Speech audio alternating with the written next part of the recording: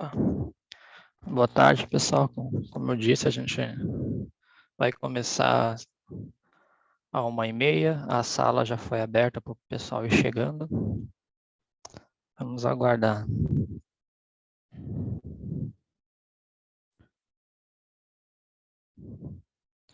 É agora que eu estou abrindo o chat aqui. Ontem eu estava muito vendo. Estou conhecendo umas figurinhas aqui, né? O Kim, o Job, já passaram pelo CBPF. Meus abraços aí.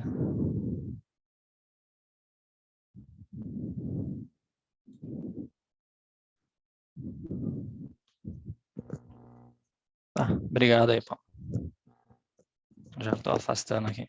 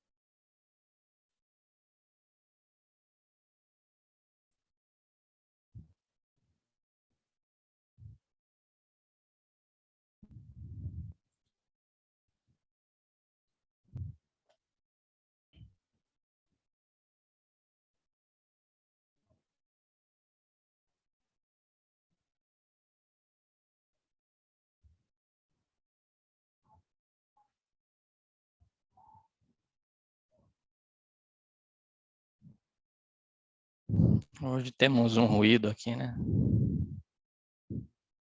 Propaganda.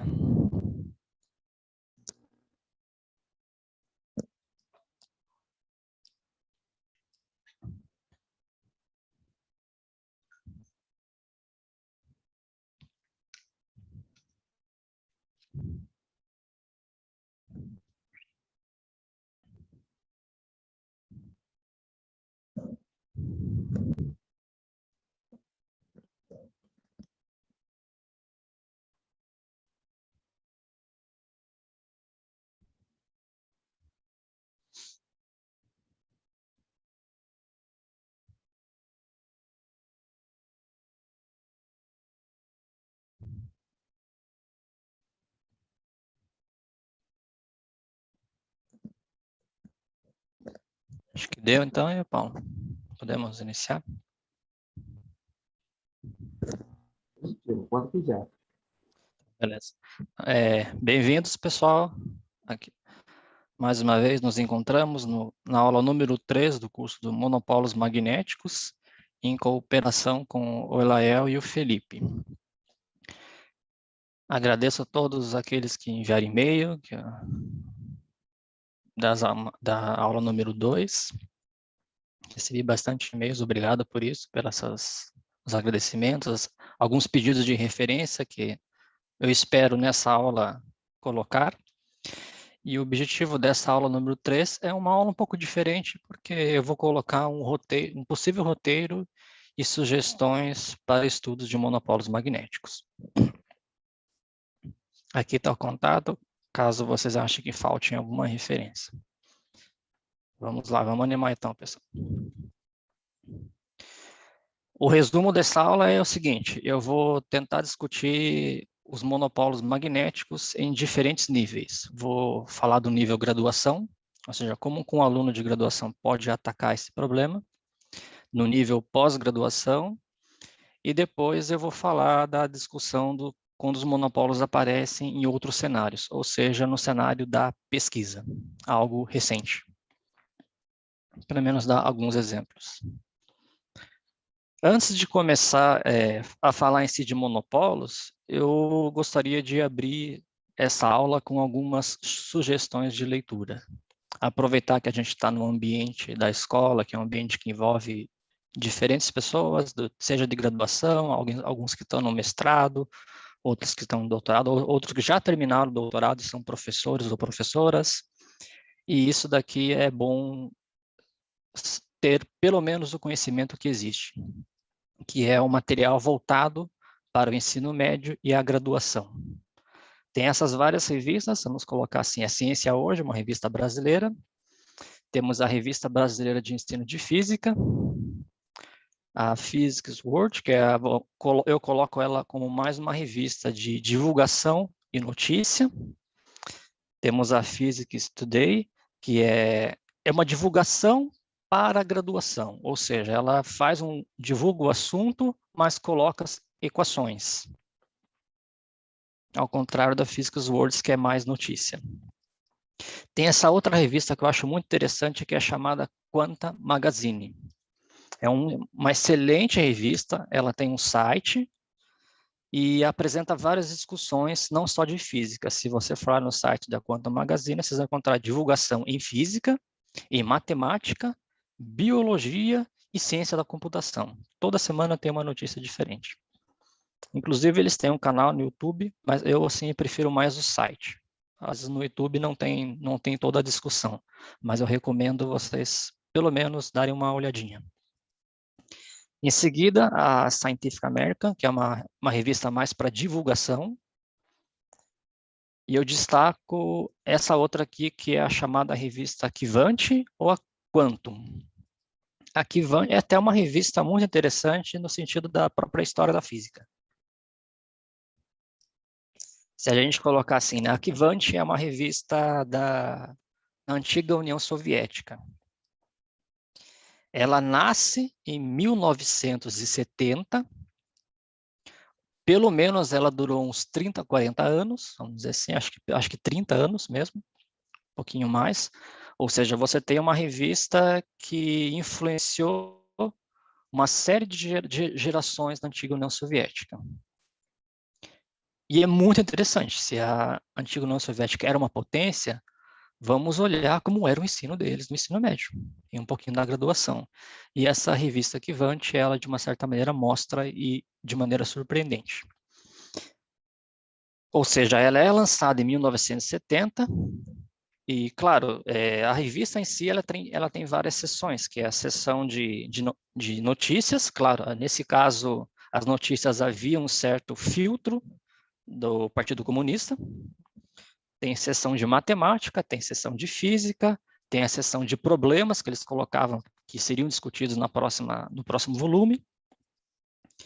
E é muito interessante vocês verem como toda uma geração da antiga União Soviética foi educada. Então, se vocês não conhecem essa revista, tá aí a dica. E eu coloquei assim um tio Quantum, porque a Quantum, podemos dizer que ela é a irmã gêmea da Quivante. Só que é a irmã gêmea dos Estados Unidos. Se a gente colocar na história, né, a antiga União Soviética foi de 22 e acaba em 1990, em 1990, 91, nasce a Quantum, que é a irmã gêmea da Quivante, só que americana. No fundo, muitos dizem que a própria Quantum ela é uma tradução da Quivante para o inglês. Ela nasce em 1990. Claro que depois ela toma um outro caminho, mas de início a gente pode dizer que a Quantum ela tem uma influência muito grande da própria Quivante. E eu recomendo, quem não conhece, dá uma olhadinha nessa revista Quantum e vocês vão se surpreender como era o ensino médio dessas gerações. Como que você ensina, mas misturando física, matemática, também colocando biologia, vale a pena. Continuando, né? Tem a outra revista que é chamada The Physics Teacher. Essa é uma revista que é voltada para ajudar o professor ou a professora do ensino médio a passar um assunto,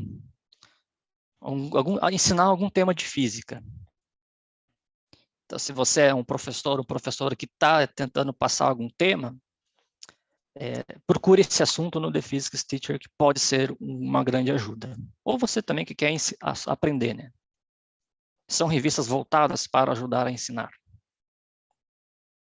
Seguindo, a gente tem a Physics Education versão Europa, que ela é voltada, ela segue a mesma ideia da anterior da Physics Teacher. É voltado para o professor ou a professora do ensino médio a preparar temas de física. Tem a análoga Physics Education na Índia, é o mesmo nome, mas eu acredito que, pelo menos as vezes que eu dei uma olhada na Physics Education da Índia, é mais voltada para graduação. Então, naquela transição, ensino médio, graduação. Às vezes você encontra coisas que podem ser abordadas no ensino médio e outras coisas na graduação. Mas é bom você saber também que tem a Physics Education versão indiana. E daí aparece duas, que é European Journal of Physics e American Journal of Physics. O que eu posso colocar é que, vamos dizer assim, as duas são as concorrentes. Europa versus Estados Unidos, podemos colocar assim. As duas têm o mesmo propósito, que é o propósito de você colocar assuntos de graduação. Então, essa é uma revista voltada para a graduação, embora algumas vezes e em alguns temas essas revistas extrapolam o nível graduação, chegando até a pós-graduação, dependendo do tema. Uma outra que eu coloco aqui, que é pouco conhecida, é a Contemporary Physics. Essa já é uma revista de revisão para a graduação. Às vezes você quer ver algum tema e dá uma olhadinha se já não saiu na Contemporary Physics, que eles vão ter uma revisão, mas para o nível graduação.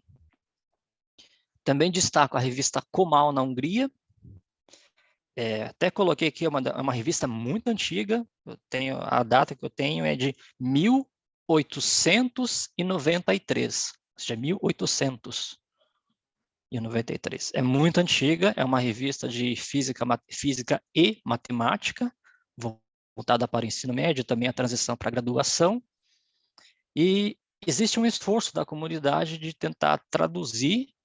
É uma revista muito antiga, tem muito material, mas ainda tem poucas coisas traduzidas para o inglês. Já se encontra coisas traduzidas, mas ainda, vamos dizer assim, a comunidade está fazendo um esforço para trazer isso de maneira mais acessível para o mundo. Penúltimo, eu coloco o portal da OBMEP do INPA, que é as Olimpíadas Brasileiras de Matemática, e o INPA é o Instituto de Matemática Pura Aplicada. Principalmente nesse período que a gente está de pandemia, em que tanto o professor quanto o aluno foi obrigado a entrar no EAD, forçado às vezes, até no sentido de que ambos os lados não estavam preparados, não foram preparados para entrar. Eu coloco esse portal aí muito para ajudar ambos os lados, tanto o professor ou a professora ou o aluno e a aluna. Porque nesse portal da OBMEP você consegue encontrar material do ensino médio, em português, e fazendo, até do ensino fundamental você encontra na parte de matemática, ensino fundamental, ensino médio, e também eles fazem algumas coisas de física. Nesse período que a gente está em pandemia, se você está orientando algum estudante do ensino médio, é bom você citar que existe esse portal e que tem vídeos disponíveis. Por último, eu destaco a revista Parábola, da Austrália. Essa revista ela começa em 1964, também já tem um tempinho, mas ela não é voltada para a física. A Parábola ela tem uma inclinação para a matemática e ciência da computação, mas novamente na transição ensino médio e graduação. Então, se às vezes você tem algum estudante do ensino médio querendo, por exemplo, dar um pequeno início em programação, você vai encontrar problemas interessantes na revista Parábola. E eu coloco umas reticências, porque certamente eu esqueci de coisas, certamente tem muitas outras revistas, mas esses dois slides é tudo que eu gostaria que alguém tivesse me dito quando eu estava na graduação. e que eu estou aqui compartilhando com vocês. Eu também agradeceria, se alguém conhece mais outras revistas, podem colocar no chat, compartilhar com todos. Pode também me enviar um e-mail, que eu atualizo esse slide, e quando eu for subir para o CBPE, para o site da escola, a gente já coloca uma coisa atualizada. Mas eu achei que é importante a gente gastar pelo menos alguns minutinhos dessa aula, dando essa informação, que se tem alguma revista que você nunca ouviu falar, já valeu a pena esse slide. Continuando, agora revistas voltadas para a pós-graduação. Ou algum aluno da graduação que esteja fazendo uma iniciação científica em um tópico específico, né? Que daí ele já está num nível que pode ser encarado como pós-graduação. Nós temos essas revistas: Reviews of Modern Physics, Physics Reports, Reports on Progress in Physics, Annual Review of Nuclear and Particle Science. Ou seja, se você é da área de física de partículas e está pesquisando algum tema específico e quer ter, no nível pós-graduação, um trabalho de revisão, procure nessas revistas, inicialmente. É onde você vai encontrar nesse nível. E eu também destaquei que existem algumas revistas que elas organizam edições especiais, que são colóquios, encontros, e daí ele junta tudo e publica naquela revista esse encontro. Um exemplo é o International Journal of Modern Physics, European Journal of Physics, mas vai ter outras revistas também, que organizam esses eventos discutindo as coisas. Bom, seguindo, agora sim a gente começa com os monopolos magnéticos, e eu vou discuti-los no nível, inicialmente, graduação, colocar as referências, como já foi pedido na aula passada, agora eu espero corresponder às expectativas.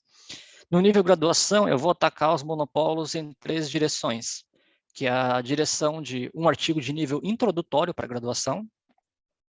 Depois eu vou abordar as questões, como elas aparecem em vários livros de eletromagnetismo, até para vocês terem uma cultura que existem vários outros livros.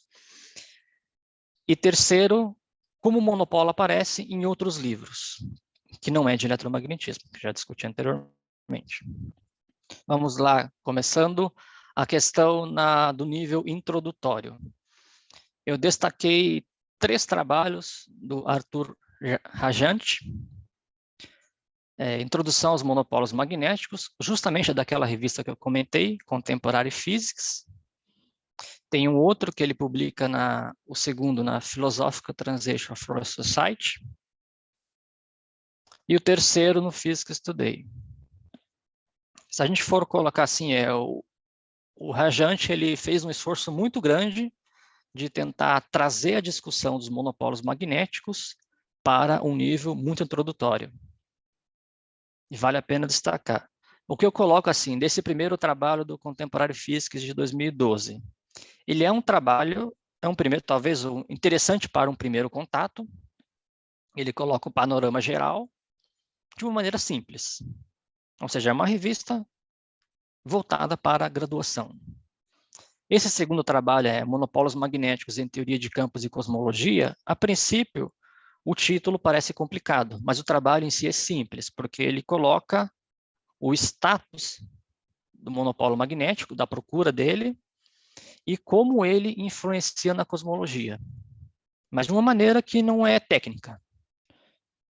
Fala qual é a consequência de você ter um monopólio magnético no universo primordial, como que isso vai, por exemplo, gerar uma transição de fase, ou cenário de grande unificação, ou ser responsável por inflação. Aqui você vai ter uma discussão, monopólios magnéticos em cosmologia, mas simples ainda, acessível à graduação. E o terceiro, o trabalho do Physics Today, que é, vamos dizer assim, é o mais básico que você poderia fazer de monopólio magnético. A revista em si já é uma revista voltada para introduzir coisas na graduação. Então, o esforço dele foi muito grande de você trazer uma discussão de monopólios para um primeiro contato. Então, se eu fosse assim colocar em ordens, eu colocaria, dar uma leitura nesse trabalho de 2016, depois ir para o trabalho do Contemporary Physics em 2012 e complementar com esse Philosophical Translation of Royal Society. Esse seria uma abordagem nível introdutório. Interessante também destacar que esse trabalho do Rajante no Física Estudei, ele gerou vários outros trabalhos nessa revista no ano seguinte, em 2017. Foram, assim, 4 trabalhos, Goldhaber, Harrison, Frankel e do próprio Rajante, mas foram trabalhos assim que não reconheceram o esforço dele de tentar trazer esse assunto num nível muito básico, mas são aquelas críticas construtivas, dizendo, olha, você esqueceu de citar esse experimento, tal, tal. Então não foi assim uma crítica destrutiva. Complementa, vamos dizer assim. Depois o próprio Rajante publicou um trabalho em 2017 agradecendo o pessoal pelas indicações e referências. Seguindo com a ideia, eu destaco outros 2 trabalhos, do Fairbairn e Pinfall. São trabalhos que, se você quer ver o experimento moedal de uma maneira básica, para um aluno que está vendo pela primeira vez na graduação, eu destaco esses 2 artigos. Se olhar assim, os artigos, eles parecem ser iguais. O título é quase igual, né? Aproximadamente igual. Mas eles são diferentes. O primeiro, ele é publicado na Contemporary Physics, que é uma revista para graduação. E de todos os artigos que eu pesquisei, eu achei esse artigo o melhor para você entender o experimento moedal, que é um detector, é uma das colaborações de um acelerador que a gente tem, chamado LHC, colisor de hadrons. E esse detector, uma das coisas que que tem como proposta é detectar o monopolo. Se você quer entender como o moedal faz essa detecção e detalhes de uma maneira simples, uma primeira vez que você não sabe nada de moedal e você quer ver, eu recomendo esse artigo de 2017. Depois, esse artigo de 2019, ele já, vamos dizer assim, não é igual ao primeiro, ele é mais um status da arte. Ele coloca uma revisão e uma complementação desse. O 2017 podemos dizer que é uma excelente introdução ao moedal, explicando a detecção, a captura do monopolo no acelerador de partículas. Até coloquei aqui, né? Moedal é Monopole Exhaustion Detector (LHC). E também eu destaquei aquele artigo que eu tinha comentado na aula número 2, que é o do Ricardo Eras, que foi onde eu me baseei bastante para fazer a abordagem heurística do Dirac. Esse artigo, como primeiro contato, também é interessante. Acho que ele complementa bastante, embora o objetivo dele seja atacar a condição de condensação de Dirac, naturalmente ele discute muito o monopolo magnético.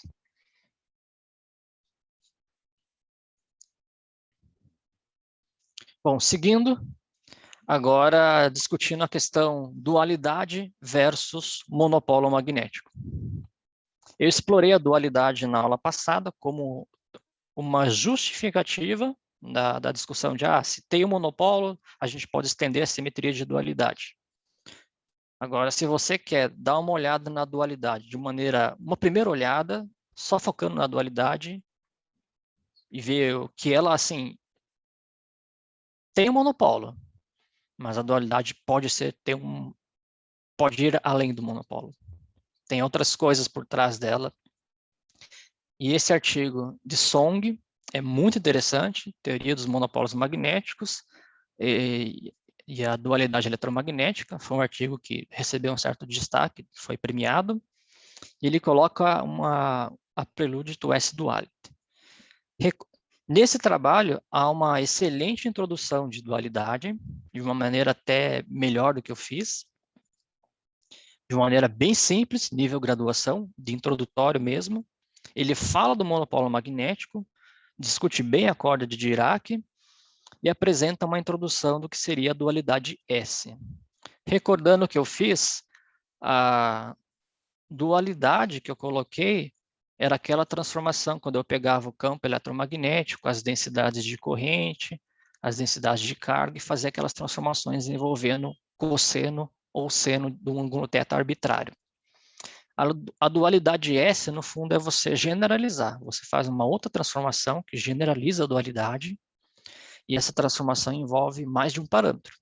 A dualidade, como eu passei, é só um parâmetro θ. E a S-dualidade pode introduzir vários parâmetros, só que esses parâmetros têm que satisfazer alguns vínculos. E o Song, ele tenta de maneira muito didática discutir ambas as coisas. Em seguida, nós temos o artigo do item, que ele também discute a dualidade, espaço-tempo e mecânica quântica. Eu posso colocar que esse artigo do item ele é ousado, porque ele se desafia a discutir essas coisas num artigo da Physics Today, ou seja, num artigo em que é uma divulgação para a graduação, em um tema extremamente complexo. O que a gente pode dizer, assim, da dualidade, de uma maneira indo mais, não sendo muito inocente, vamos dizer assim, é que existem algumas teorias que respeitam uma certa dualidade, como o que aconteceu no eletromagnetismo. Aí você tem uma teoria A, uma teoria B, e essas teorias estão ligadas por dualidade. Às vezes, se eu sei fazer contas na teoria A, mas não sei fazer contas na teoria B. Eu faço as contas na teoria A, por dualidade obtenho resultados na teoria B. Por isso que, sim, a dualidade segue um outro rumo também importante. E o que o item tenta colocar nesse trabalho. Que eu coloco um trabalho, um artigo bem ousado e profundo. Ele sobrevoa, vamos dizer assim, o eletromagnetismo e a dualidade nesse contexto. Ele vai para a mecânica quântica. Por que mecânica quântica? Nós estamos aqui no artigo de 97 do item. Em 1977, o Montonen e o Olive, eles, estudando uma teoria de campo, uma teoria muito mais complexa, uma teoria quântica de campos, na verdade, eles tomam o limite clássico dessa teoria. E ao tomar o limite clássico, em 77, o Montonen e o Olive descobrem uma certa dualidade. Que, no fundo, você pega a carga elétrica e inverte ela a menos de umas constantes, e nessa teoria, nesse modelinho bem particular, o papel da carga elétrica e a carga magnética é trocado. Ou seja, no limite clássico de certas teorias, está aparecendo uma dualidade. E aí o item coloca, né? Se a gente começar a tomar limites clássicos da mecânica quântica, que é uma discussão não trivial, não é simplesmente pegar o H cortado e tender a zero. Então, o item tenta discutir a dualidade nesses contextos de maneira bem simples para um aluno de graduação, mas, como disse, ele sobrevoa eletromagnetismo, mecânica quântica. Nesse artigo ele fala de supersimetria, supergravidade e teoria de cordas. Foi nessa discussão que eu coloquei, ele é ousado, ele tenta fazer isso para aluno de graduação. Vale muito a pena ler esse artigo. Ele é profundo e tenta não ser técnico. Tenta passar a ideia que está por trás. Em seguida, eu destaco esse artigo do Minhaco. Eu coloquei ele como um nível de graduação, mas, na verdade, ele é uma palestra um pouco técnica, e já envolve tensores, formas diferenciais, mas a maneira com que ele aborda dualidade eletromagnética, carga, monopólio e topologia, é um dos poucos artigos que é bem crítico nessa questão, que eu coloquei. Será que o monopólio pede a dualidade? Ou a dualidade é além do monopólio? Ou seja, se você pega aquela dualidade que o Heaviside introduziu no vácuo e estender ela, você implica no monopólio? E o que o Minhaco tenta discutir é que não.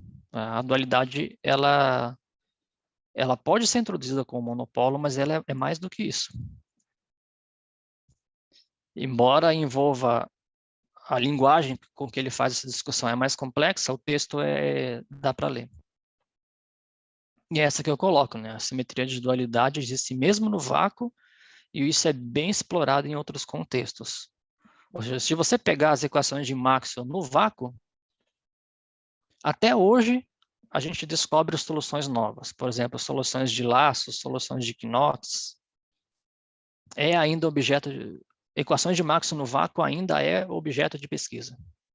E a dualidade aí pode ser uma ferramenta útil nessas discussões. Em seguida, vamos agora para a segunda parte, que é discutir como os monopólos magnéticos aparecem em livros de eletromagnetismo. Eu coloquei aqui na ordem cronológica, que é, nós temos o Greiner. O Greiner ele tem uma coleção de livros de vários assuntos, e a discussão que ele faz dos monopólos magnéticos é até uma discussão rápida, mas é explorando a dualidade, que eu fiz na aula passada, e também a questão de você pegar uma carga elétrica e colocá-la em movimento num campo de um monopolo magnético. Você vai obter o momento angular desse sistema, e daí, utilizando o requerimento da mecânica quântica, obter a condição de quantização de Dirac. Essa é a abordagem do Greiner.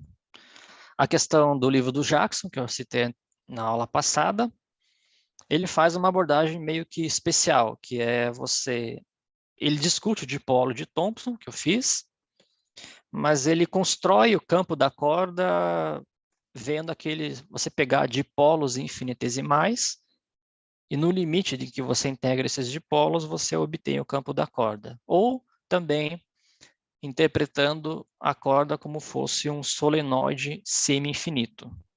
Ou seja, pegar um fio enrolado, muito enrolado. Né? Essa é a abordagem do Jackson, que é um pouquinho diferente dos outros livros. Eu destaco também o livro do Miller-Kirsten. Ele coloca um livro de eletrodinâmica, até o título parece ser complicado, mas ele é um livro de eletromagnetismo voltado para a graduação. Só que ele traz tópicos novos. Ele se dispõe a ir além do basicão, vamos dizer assim. Ele traz discussões do efeito Aronoff-Bohm, ele fala do efeito Casimir, e na questão do monopolo magnético, eu acho ele um pouco especial. Ele faz o que os outros fazem, que é a dualidade, dipolo de Thomson, mas aqui ele entra com o efeito Aronoff-Bohm também, nesse contexto. Então, para um livro, isso é um pouquinho raro. E ele também faz uma dedução do campo da corda de uma maneira que eu não encontrei em outro livro. Tem em artigos, mas não em livro, que é, no fundo, aquelas singularidades que apareciam no potencial vetor A, ele introduz uma quantidade, um epsilon, uma quantidade infinitesimal, e ele tenta regularizar o potencial vetor para construir o campo da corda. Ou seja, uma regularização, maneira mais tentar, vamos dizer assim, evitar as singularidades introduzindo um epsilon que depois, no final do dia, você vai fazer muito pequeno, tendendo a zero para obter as coisas. Isso é um pouco diferente do que eu vi em outros livros. Vale a pena destacar esse livro do Miller-Kirsten, essa abordagem que ele faz. Em seguida, temos o livro do Brown. Eu coloco assim que não é um primeiro curso de eletromagnetismo, já é um segundo contato. Porque normalmente os livros de eletromagnetismo, eles colocam relatividade especial no final. O Brown, já o primeiro capítulo dele é relatividade especial e tensores. Já é um segundo livro de eletromagnetismo. E a maneira com que ele aborda os monopólos magnéticos é atacar a questão via dualidade, também o dipolo de Thomson, mas aqui agora abordando isso no contexto de tensores, no contexto da relatividade especial.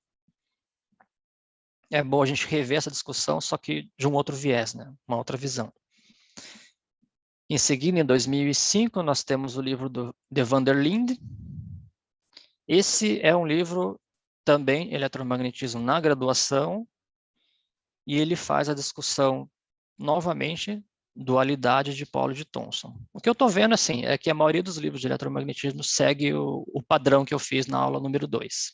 Alguns entram em maiores detalhes, faz as contas com mais calma, outros são mais rápidos, exceto alguns aqui que eu discuti que têm abordagens especiais. Em seguida, o livro do Franklin, ele é também, novamente, eletromagnetismo Na graduação, ele fala da dualidade, fala do dipolo de Thomson, ele faz o dipolo de Thomson em detalhes, aquelas passagens que eu não fiz, aí ele faz. E eu gosto muito do último capítulo desse livro, que é o capítulo 16, que ele coloca o eletromagnetismo clássico no mundo quântico. É uma discussão muito bonita, é um fechamento do livro assim que merece ser lido. É como você tirar a chupeta de uma criança, né? Você está vendo no livro, ele coloca aquele capítulo, fecha de maneira maravilhosa de como o eletromagnetismo é visto como parte de algo maior. Esse algo maior seria a eletrodinâmica quântica, que está dentro do modelo padrão. Então, ele faz toda uma discussão do eletromagnetismo, como que ele começa a aparecer no regime quântico, né? Recomendo a leitura do último capítulo dele. Esse é o penúltimo livro, do Zhang Yu. Esse é um livro que é recente, 2013. É um livro que, normalmente, quando eu dou aulas no curso de eletromagnetismo no CBPF, eu costumo adotar alguns temas desse livro. Porque, a princípio, ele é um livro de graduação, mas é um livro que traz tópicos bem recentes. Às vezes você quer discutir temas que são novos, ele traz problemas muito bem feitos.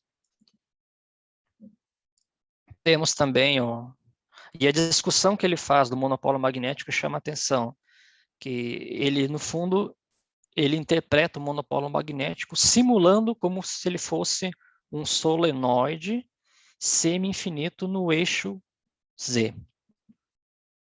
Se você faz essa hipótese e faz a conta, ele obtém justamente o potencial que eu tinha na aula passada, que era 1 menos R cosseno no numerador, dividido por R seno no denominador, do versor angular φ. Ele faz essa conta através do solenoide semi-infinito, que é uma maneira um pouco diferente do que a gente encontra. Por último, o livro do Lacava, que é o mais recente de todos que eu encontrei discutindo o monopólio. Eu também adoto ele, os dois, né, o Zhang Yu e o Lacava, são livros excelentes para você adotar no eletromagnetismo, seja na graduação ou na pós-graduação, porque eles trazem as coisas, mas com tópicos recentes. E o Lacava, ele discute os monopólios magnéticos, faz todas as coisas, a questão da dualidade, ele também tenta fazer um pouquinho a abordagem do Jackson, discute o dipolo de Thomson, e também ele se propõe, já que é 2016, a trazer algumas discussões dos experimentos que rolaram para a busca do monopólio magnético. Pelo menos até 2016, vamos dizer assim. Ele se dedica a ter um pouco dessa discussão e tentar mastigar essa discussão para alguém que está na graduação. E eu começo agora, claro, eu coloquei umas reticências, porque certamente eu devo ter esquecido de algum livro. E aí, novamente, fica o convite, se vocês conhecem outros livros, me avisem, bota no chat aí para o pessoal, vamos compartilhar as coisas. E eu posso até depois atualizar os slides. Mas eu acredito que, como um primeiro contato, já tem muita coisa, e aí vocês já começam a ver que tem muitos livros de eletromagnetismo. Não é só o Jackson, né? Tem muita coisa aí, e tem muita coisa trazendo assuntos recentes e bem atuais. Vamos agora para a segunda etapa, que é a gente discutir como que o monopólio magnético aparece em outros livros, que não são de eletromagnetismo, que eu encontrei na literatura. Nós temos esse livro do Franklin Lehman, Once Can Be Enough, e a ideia do livro é muito interessante, que é você discutir experimentos decisivos na física. Ou seja, vários experimentos que aconteceram que, de uma certa maneira, marcaram a física. Por exemplo, um deles é a descoberta do pósitron, por Anderson em 32, que foi extremamente importante porque o Dirac lança o conceito de antipartícula em 31, prevendo a antipartícula do elétron. Em 32 isso é observado. Então é importante para a literatura. E esse livro, desse ano, discute com bastante detalhes a descoberta do pósitron em um dos capítulos. Mas também tem o capítulo 8 que eu destaquei, que é a procura por monopólios magnéticos. Ou seja, ele discute a parte experimental relacionada a essa procura e ele dá uma ênfase muito grande ao experimento de Blas Cabrera em 1982. Que nessa época, o Cabrera ele observou, quer dizer, ele detectou um evento e esse evento tinha exatamente a assinatura de um monopólio magnético. Então houve aquela euforia na literatura, opa, nós estamos agora em 82, vamos dizer assim, mais de 50 anos, todo mundo levantou as mãos, aleluia, observamos o monopólio, graças a Deus, né? 50 anos se passaram, mas chegou lá, chegou a vez, né? E, na verdade, esse evento nunca foi repetido, ou seja, não foi observado uma assinatura semelhante, e um dos problemas era justamente que o único experimento na época que tinha era do Cabrera. Então, ele teve que fazer outros experimentos, daí outras pessoas também, teve toda uma corrida para checar se de fato o monopólio tinha sido observado. Infelizmente, chegaram à conclusão que era um falso positivo, né? Na verdade, essa assinatura nunca mais se repetiu. E toda a parte histórica envolvendo esse experimento do Blas Cabrera é discutido nesse capítulo 8 desse livro aí. Em seguida, vamos continuando no nível graduação. Tem essa referência PUP, é o editor, Old and New Problems in Elementary Particles. É um livro velho, de 68. E se vocês procurarem a contribuição do Amaldi, on the Dirac Magnetic Poles, ele vai, vamos dizer assim, é uma coleção de várias contribuições, e a coleção do Amaldi é discutir monopólios magnéticos. Se vocês ver a discussão dele, ele relata bem a busca por monopólios magnéticos, o método experimental e também a teoria e o monopólio do monopólio de Dirac. Bom, o livro em si está desatualizado, 1968, ou seja, a parte experimental a gente pode até não olhar muito, porque está desatualizada, mas a teoria que ele faz do monopólio de Dirac, isso é atemporal. Se você quer ver com um pouquinho mais de detalhes, tem várias páginas discutindo o monopólio de Dirac nesse livro, pelo menos a parte da teoria. Agora, se você quer ter uma ideia de como era o experimento da época, também aí está discutido. Tem esse segundo livro, que é o livro que foi organizado por Eno Zanelli. É um livro que tem de mecânica quântica, Quantum Mechanics Fundamental Systems. E se vocês procurarem nesse livro, a contribuição de Rubem Português, ele fala monopólios magnéticos no eletromagnetismo e gravidade. Essa contribuição do Rubem Português, eu acho ela extremamente peculiar, bem diferente do que você encontra nos livros que você tem anteriormente, porque ele faz outras abordagens para a quantização da carga elétrica. Algumas delas estão citadas no artigo do Ricardo Heras, mas não em detalhes como é feito pelo Rubem Português. Vale a pena dar uma lida nesse capítulo, porque o que ele faz aí não é feito em qualquer livro. Mas, claro, as abordagens que ele faz para a quantização da carga elétrica é sempre na presença, sempre tem um monopólio magnético ali. São outras abordagens, mas sempre com o monopólio. Seguindo, tem esse outro livro, Zwicky, The Unity of Fundamental Interactions, um livro organizado por ele como editor em 1981. E vocês podem procurar a contribuição do Coleman, o monopólio magnético após 50 anos. 81, temos 50 anos do paper de Dirac, e naquela época, lembrando também, né, 81 está muito... O que estava rolando nessa época de 81? Que eu acho que é importante destacar. Primeiro, é que o modelo padrão ele estava já sendo estabelecido. Essas são as coisas. E essa contribuição do Coleman vamos dizer assim, notas de aula. Ele faz uma revisão do monopólio de Dirac, do dipolo de Thomson. Aqui se introduz campos de gauge não abelianos. Você já começa a falar de monopólos num contexto que é além do Dirac, que o Dirac via o monopolo como uma carga pontiforme. Agora, o Coleman aqui já está trazendo o monopólio em outros cenários. Já traz uma teoria de grupos, uma discussão de topologia, já é uma outra fase do monopólio magnético. Então, nessas aulas, ele faz uma revisão dessas coisas bem feitas. E também destacando, né, a gente está em 81, os modelos de grande unificação, eles começam em 74, ou seja, a gente já pega uma fase em que o monopolo é visto relacionado a algum campo de gauge. Então, essas aulas do Coleman contempla. Eu coloquei graduação, porque se você pegar o início, ele vai fazer a revisão monopolo de Dirac. Então, dá para um aluno de graduação ver.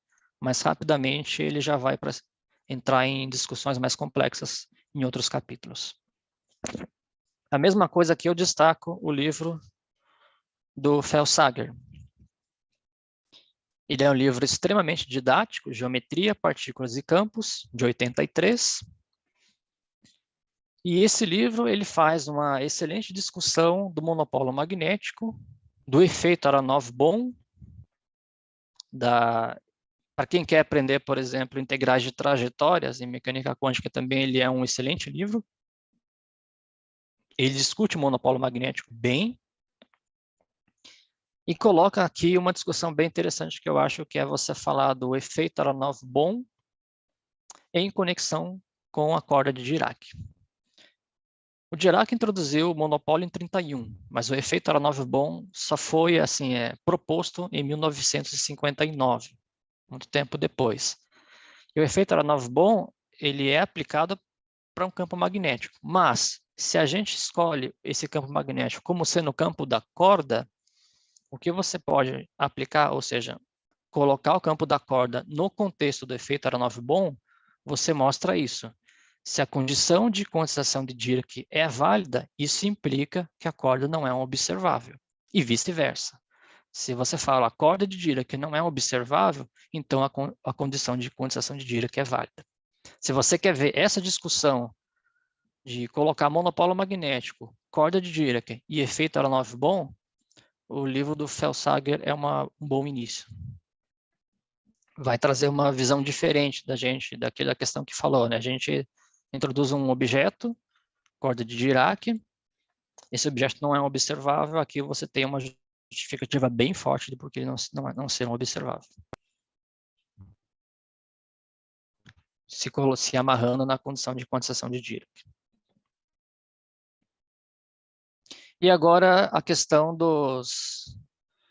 como que os monopólos magnéticos aparecem em outros livros, mas no contexto da física de partículas, especificamente. Eu destaquei esses 3 livros que eu encontrei, Kerrigan e Trower. Eles organizaram, editores, né, desse volume Magnetic Monopolies em 83, e também do Craig, que também foi o editor, organizou uma teoria de detecção de monopólios magnéticos em teorias de gauge. Vamos colocar assim, né? 83 e 86. O experimento do Cabrera foi 82. Ou seja, houve todo aquele entusiasmo de talvez tenhamos observado o monopólio magnético, e aí houve essa organização desse livro.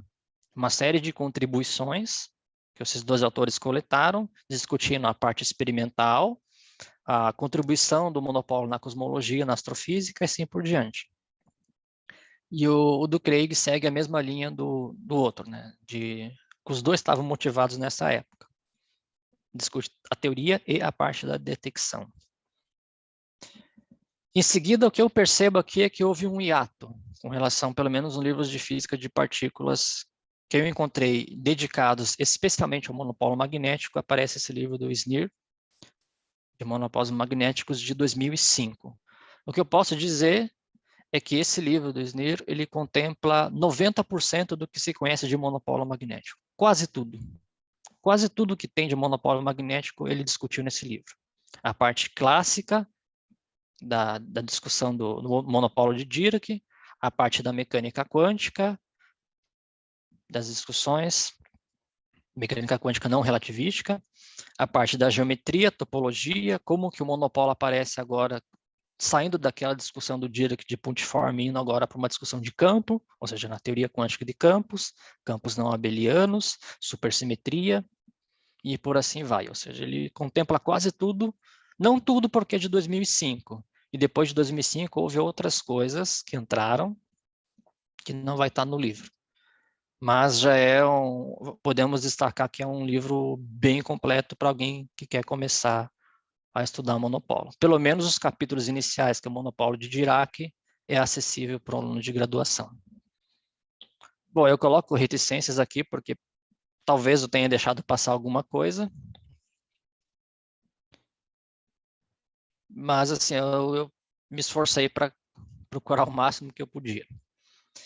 E a observação também é destacar que existe esse site, para quem é da física de partículas talvez já conheça, que é o PDG, Particle Data Group, em que nesse site, eles colocam uma revisão do assunto de física de partículas. Tudo que você tem de partículas, resultados experimentais, seção de choque, medidas, eu não sei se é de 2 em 2 anos que eles fazem atualização, mas sempre está lá, tem os resultados experimentais mais recentes, e às vezes, para algumas coisas, eles colocam uma introdução também.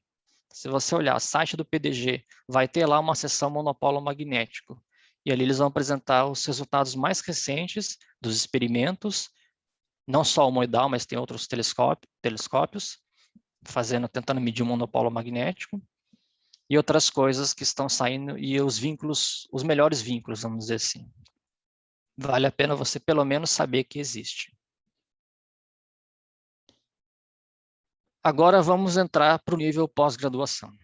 A gente fechou bem o nível da graduação nos 3 sentidos, para alguém que quer iniciar o assunto, depois como que esses livros podem ser atacados no contexto do eletromagnetismo na graduação, e também em outros livros que aparecem na literatura que eu encontrei. Agora, na pós-graduação, eu estou reservando 3 níveis, que é artigos de revisão e livros-textos, que o assunto é muito mais complexo. Como que a dualidade reaparece agora num contexto mais complexo, na pós-graduação, e abordagens na física matemática e também na matéria condensada. Eu coloquei pós-graduação, mas se você é um estudante ou uma estudante que está fazendo uma iniciação científica nesse tópico, é também acessível para você, né? Mas não para um estudante normal, assim, de graduação, vamos dizer. E aqui tem uns artigos de revisão. E lembrando, né, se você colocar, eu selecionei aqueles artigos justamente das revistas que eu citei.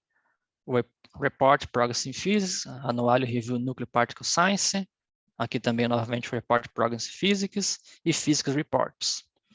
E nessa época, 1978, 1984, 86 e 88, nós aqui estamos pegando 4 trabalhos de revisão, e nessa época já o conceito de monopólio aqui já começa a ser diferente. Até pelos títulos, né? Monopólios magnéticos em teorias de gauge, estruturas topológicas em teorias de campo, e a teoria quântica de campos da carga elétrica e carga magnética. Ou seja, aqui a gente já está pegando um cenário em que os monopólios magnéticos aparecem vendo o eletromagnetismo de um outro contexto. Ou seja, o eletromagnetismo ele faz parte de uma teoria mais ampla, chamada teoria eletrofraca. Essa teoria eletrofraca faz parte de uma coisa mais ampla, que é o modelo padrão, e especula-se que o modelo padrão faz parte de uma coisa mais ampla, que é a teoria de grande unificação. Ou seja, a gente está vendo o monopólio magnético aí com uma estrutura muito mais rica. Agora, com uma estrutura microscópica, às vezes uma estrutura que tem um spin diferente de zero, você pode ter um monopólio com um spin 1, por exemplo, e esses livros atacam a discussão do monopólio magnético neste contexto mais complexo. Claro, como todo livro, O primeiro capítulo assim, é um capítulo de revisão. Então, vocês vão encontrar discussões no monopólio de Dirac, mas de uma maneira um pouquinho mais rápida, né? E também colocamos, né, entre 78 e 88, você tem o experimento de Blas Cabrera, por isso que motivou um pouco a literatura a sair vários artigos de revisão. E a própria proposta de grande unificação aí também estava começando a nascer. Seguindo, né, outros artigos de revisão, eu destaquei aqui 5. Eu estou colocando aqui em ordem cronológica. E eu coloquei em vermelho ali, ó, se vocês olharem, né? American Journal of Physics. Lembra daquela revista que eu citei no início, né? American Journal of Physics é uma revista voltada para a graduação. E ela, às vezes, organiza as chamadas Research Letter. Ou seja, é exatamente a ideologia que eu estou fazendo nessa aula, que é o citar artigos e comentar os artigos. O que ele está fazendo, qual é o objetivo desse artigo. Esse artigo é de história, esse artigo é de teoria, esse artigo é de experimento. Qual é o nível desse artigo? É o nível elementar, é o nível graduação, nível pós-graduação? A American Journal of Physics, ela tem essa seção especial de Research Letter, que é você discutir um assunto, mas em extremo detalhe, colocando tudo isso que eu estou fazendo nessa revista. E se você procurar monopólios magnéticos, a American Journal of Physics fez uma Research Letter para monopólios magnéticos. Então, eu recomendo vocês lerem. Claro, é uma Research Letter de 1990. Ela vai contemplar tudo abaixo de 1990. Mas é extremamente interessante, se vocês querem conhecer um pouquinho da história e da teoria, vocês vão encontrar referências nesse artigo. Se você não sabia que existia uma Research Letter nessa revista, eu recomendo, porque às vezes você quer pesquisar algum tema, primeira coisa, veja se esse tema já tem uma Research Letter para ele. Isso vai facilitar muito para você buscar como que esse tema é abordado numa discussão elementar ou uma discussão mais profunda. Esperamos aí que haja uma atualização, né? Já está merecendo. Nós temos 1990, mais de 30 anos. Em 30 anos aconteceu muita coisa em monopólio magnético. Menos a detecção, né? Mas, assim, em termos de teoria, muitas coisas estão sendo propostas. Está precisando uma Research Letter MM2. Como já acontece algumas coisas. Acho que em buracos negros tem até 2 Research Letters, ou 3. Seguindo, essa outra referência de Lindenbell e Norizonos, que discute monopólios clássicos. Esse é um trabalho publicado na Review Modern Physics, ou seja, um trabalho de revisão na pós-graduação. E a particularidade desse trabalho é discutir o monopólio magnético no contexto da relatividade geral. Eu não sou um especialista em relatividade geral, mas estou apenas apontando o trabalho, ou seja, tem gente se preocupando com essa questão. Fica aí o apontamento, né? Se alguém quiser entrar em mais detalhes, essa revista é uma revista de revisão nessa questão. Tem um outro trabalho de 2006 do Milton, que a gente pode dizer assim, é o status da arte. Ele coloca uma revisão teórica e os resultados experimentais. É um artigo longo, eu acho que, se não me engano, tem mais de 80 páginas esse artigo. Ele coloca de uma maneira revisão, mas é para um aluno da pós-graduação, já colocando as partes teóricas e experimental, que você tinha até essa época. Em seguida, o artigo de Patrícia Espúrio. Esse é um artigo também de caráter de revisão, mas mais curto. Ele foca mais na parte experimental, o que se foi feito até 2015, o que se conseguiu avançar até essa época. Seguindo o artigo de Cho, implicações físicas do monopólio eletrofraco. Bom, essa é uma discussão interessante, inclusive o nosso colega Felipe, eu acho que vai tocar nesse ponto. É uma das coisas que estão bombando atualmente, que é a discussão do monopólio quando ele aparece no contexto, ou seja, na faixa de energia do TeV, ou seja, do tera electron volts. uma faixa de energia que a gente espera alcançar, quer dizer, a gente espera que esses monopolos possam ser vistos, ou pelo menos deixar algumas consequências ou sinais nos aceleradores. Esse artigo publicado no Philosophical Translation for a Society, do Shaw, discute essa questão, mas eu vou deixar essa para o Felipe, a surpresa da aula dele, né? Mas o que eu posso dizer, tem coisas de monopolo magnético ainda rolando em 2019. Né? Esses chamados monopolos eletrofracos. E o último, o artigo mais recente que eu encontrei, foi do Mavromatos e Mitsou, publicado na International Journal of Modern Physics em 2020. E podemos colocar assim, é a revisão mais recente que tem de monopolos magnéticos, que ele faz a discussão, a teoria e as buscas em colisores e também no cosmos. Né? No cosmos, ele diz assim, acho que seria o telescópio. Né? É o que eu encontrei de mais recente de monopólios, de um trabalho de caráter de revisão. E a observação que eu coloco também é que se você procurar livros de teorias de gauge, teorias de campo ou configurações topológicas, qualquer livro que toca, não qualquer livro, mas a maioria dos livros que toca nesses assuntos, em alguma seção vai ter uma discussão do monopolo magnético. Eu citei dois, que é o Rubakov, que faz uma excelente discussão de quebra espontânea da simetria, mas tem alguns capítulos que ele fala de monopolo magnético, instanton. Tem o outro do Eric Weinberg, Clássico Sociologia de Quantum Field Theory, e também discute monopolos magnéticos, ou seja, aqui a gente meio que perde um pouco o controle porque são muita coisa, são muitos livros, mas o que eu estou só dando a dica, livros de teoria de gauge, teoria de campo e configuração topológica, pode ter alguma discussão de monopolo magnético. E certamente tem muitos outros livros, mas daí eu já acabo perdendo o controle. Então eu preferi apenas destacar a maioria dos artigos de revisão e alguns livros. E dar a dica, né?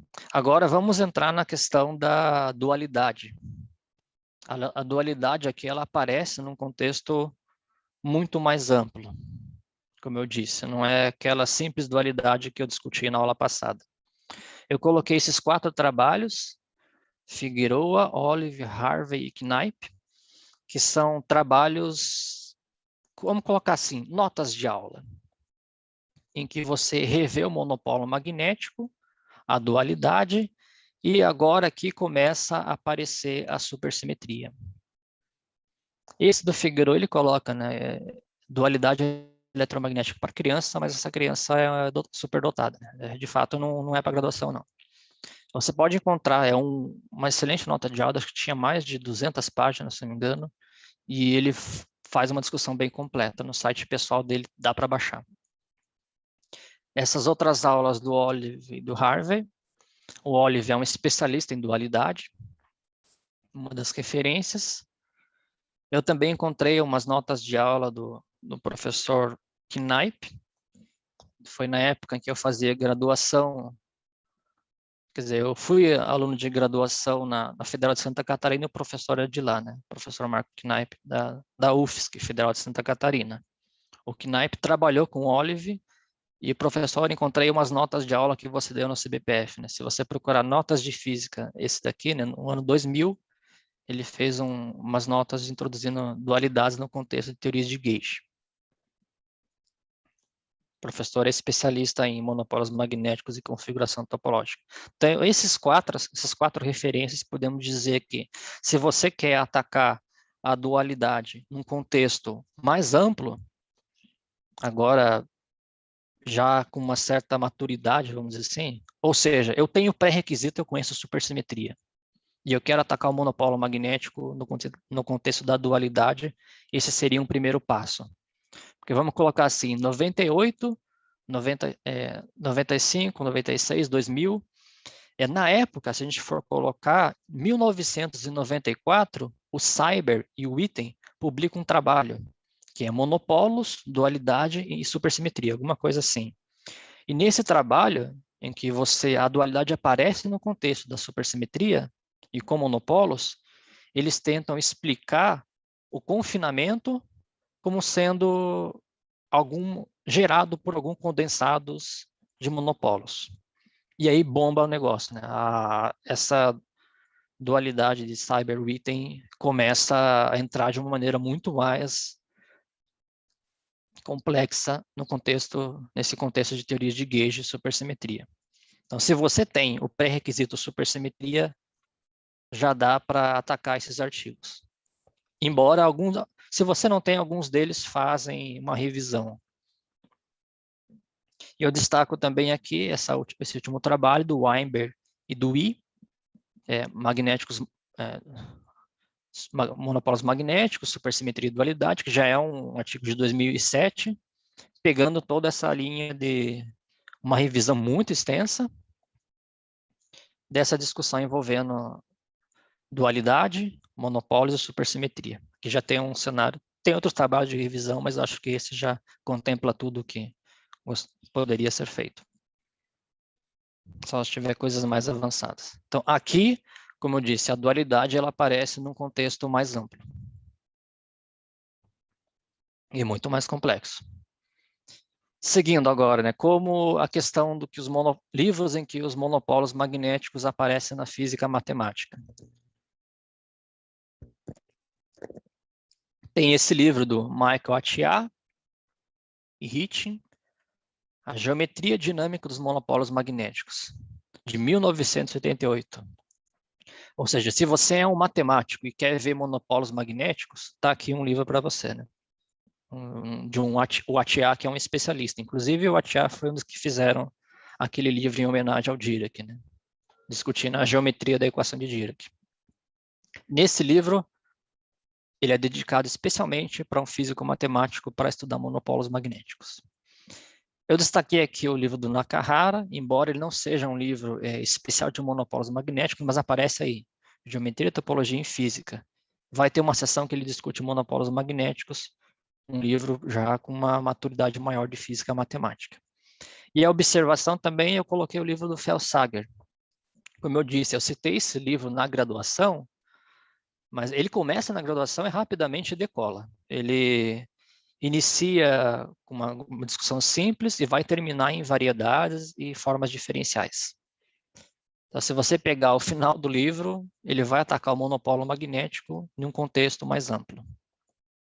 E aqui eu também coloquei um bônus para todos aí, que é esse artigo do Coley, que é Problemas em Aberto na Física Matemática. Ele faz uma lista de vários problemas em aberto, discutindo problemas que aparecem na teoria quântica de campos, que nós precisamos de um físico matemático para resolver isso. Problemas que aparecem na cosmologia e em outros cenários da física, assim. Claro, ele está um pouquinho desatualizado, que é 2017. Talvez alguns problemas já tenham sido resolvidos. Mas se você é um físico matemático e quer conhecer os problemas que a física ainda precisa ser respondido, pelo menos a maioria deles, nesse trabalho do Cole ele faz uma listagem disso.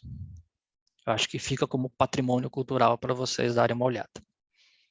Seguindo, como os monopólios magnéticos aparecem como quase-partículas excitações na matéria condensada. Foi até uma surpresa, eu encontrei esse livro, Sanju Gupta e Saxena, O Papel da Topologia em Materiais. E esse é recente, e eu recomendo a leitura desse livro.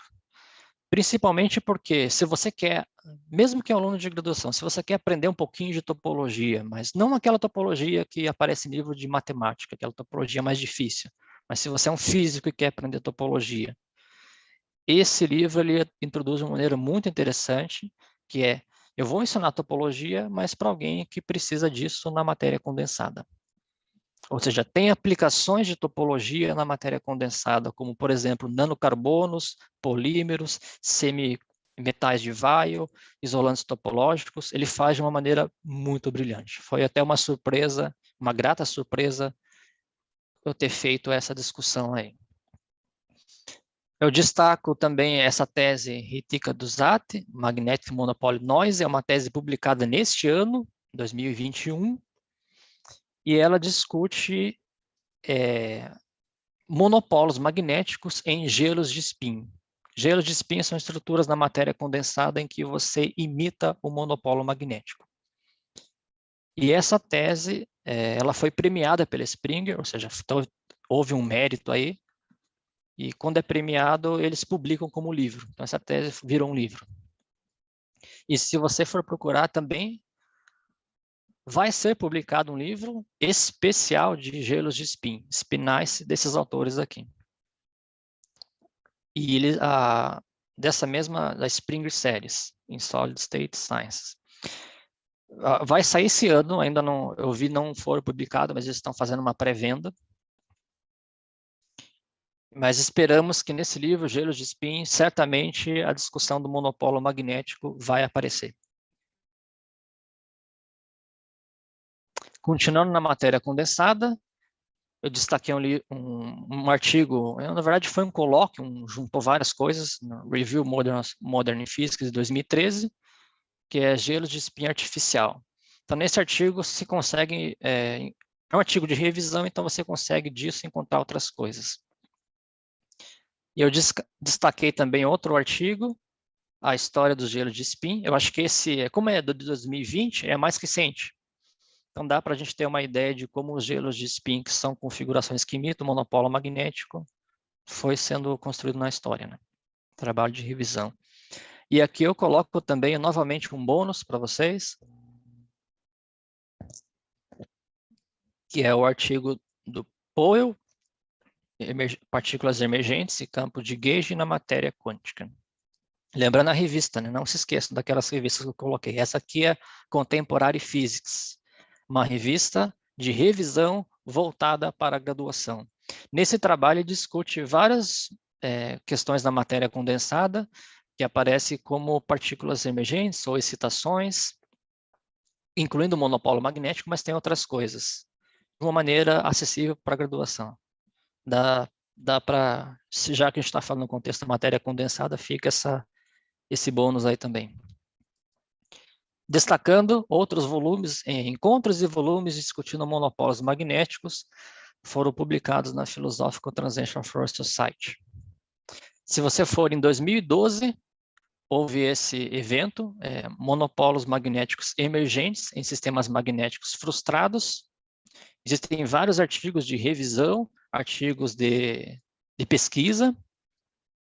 E também em 2009 houve um evento especial, Topológico Avatars of New Physics, organizado e editado por Nick Mavromatos. Aqui também você encontra discussões de monopólios magnéticos. Alguns desses trabalhos foram citados ao longo dessa aula, mas é bom destacar 2012 e 2009, nessa revista tem coisas de monopólio magnético. E por último, vale a pena a gente citar também, ressaltar que existem várias monografias, dissertações de mestrado, teses de doutorado, isso produzidas no Brasil, no exterior. Ontem eu tive o prazer de receber uma monografia já de monopólios magnéticos, mas assim, você encontra muito material disso, tem bastante coisa. Assim, até eu acabei não citando para não ser injusto, né? Porque eu ia deixar passar alguém. Mas eu só estou, assim, ligando o alerta. Ó, tem coisas também, você pode encontrar coisas com essa visão. Mas eu também ressalto para a gente não esquecer de ler os artigos originais, né? Que aí você está bebendo a água da fonte da maneira mais cristalina possível. Você falar de monopólio magnético e não ler o artigo de 31 de Dirac, por exemplo, eu acho é um pecado, né? Porque é incrível vocês lerem o artigo do Dirac e ver o que ele fez em 1931. É assustador, né? A ideia que ele teve lá. E é acessível o artigo. Claro, você não pode entender tudo, eu também não entendo tudo, mas a cada vez que a gente vai lendo, a gente vai amadurecendo um pouquinho mais. E vai lendo os livros, as coisas, sempre vai amadurecendo, olha, vai depois indo para o artigo de 48, o artigo de 78, e assim vai entendendo como que a cabeça dele funcionou na época para ter essas ideias que abalam a física até hoje. Agora vamos entrar no último cenário, né? A gente fez o cenário de como eu viria o monopolo magnético na graduação, o monopolo magnético na pós-graduação, e agora eu vou trazer o monopolo magnético no contexto da pesquisa. E um primeiro tópico é monopólos magnéticos em extensões da eletrodinâmica de Maxwell. Ou seja, se eu falar agora, não estou mais com Maxwell, estou com outra eletrodinâmica, eu boto monopolo, como que fica o negócio? Eu coloquei aqui, por exemplo, a chamada eletrodinâmica de Procca. É uma das primeiras extensões da eletrodinâmica de Maxwell. Não sei se foi a primeira, mas é uma das. A proposta foi em 1936, e a conclusão que ele coloca é, vamos supor que o fóton agora tem uma massa m. E essas são as equações de movimento. Divergente de E mais m ao quadrado φ, onde φ é aquele potencial escalar, 4π ρ elétrico. O rotacional do campo magnético é mais m ao quadrado potencial vetor. Aparece aqueles termos, derivado de E em relação ao tempo, 4π corrente elétrica. E as outras duas permanecem inalteradas. Mas se eu colocar o monopolo magnético, que é justamente o que eu fiz em vermelho, como que muda isso, né? Ou seja, eu estou no contexto de uma extensão da eletrodinâmica de Maxwell e eu coloquei monopolo magnético. Justamente, divergente de B diferente de zero, que é um 4π ρ magnético, e uma corrente magnética aqui. Como que se comporta? É diferente da aula passada, que eu estou seguindo as referências que eu vou citar, que é unidades gaussianas, e o H cortado e o C foi tomado C igual a 1. E aqui eu tenho, né, o campo elétrico é menos o gradiente de φ menos dTA, e o B é o rotacional do A. Ou seja, o que acontece se eu colocar o monopolo nesse contexto? Fica essa discussão, né? Eu tenho um fóton massivo, monopolo magnético e condição de quantização de Dirac. Como que fica nesse cenário? Tenho publicado o artigo Massive Electrodynamics and the Magnetic Monopolies por Ignatieff e Joshi, em 96, analisando justamente essa discussão eletrodinâmica de Procca e na presença de monopólos magnéticos. E aí a gente fica a discussão. Vamos lembrar, né? Primeiro, a dedução que eu fiz na aula passada. Uma das deduções, que foi aquela heurística, eu utilizei a simetria de Gauge na equação de Schrödinger. Depois eu fiz a transformação na função de onda. E eu disse, olha, a função de onda tem um valor único e disso saiu a condição de quantização. Ou seja, nessa passagem eu utilizei a simetria de Gauge. Só que na eletrodinâmica de Procca você introduz uma massa e quebra a simetria de Gauge. E como que fica a condição de quantização de Dirac nesse contexto? É uma pergunta boa. A outra, a questão do monopolo, né? Essas três discussões ficam colocadas na literatura e eu estou trazendo para vocês questões de pesquisa mesmo. Nesse trabalho do Goldhaber e Eras, eu coloquei o archive, eles afirmam a condição de quantização de Dirac, ela vale para um fóton massivo não nulo. Ou seja, mesmo no contexto de um fóton massivo, a condição de quantização de Dirac permanece válida. A primeira abordagem que eu utilizei da quantização de Dirac explorava a simetria de Gauge, mas a gente pode adotar outros caminhos. Por exemplo, o caminho do dipolo de Thomson. Tem essas discussões na literatura. Será que se você botar massa para o fóton, como que fica monopolo magnético e condição de quantização de Dirac?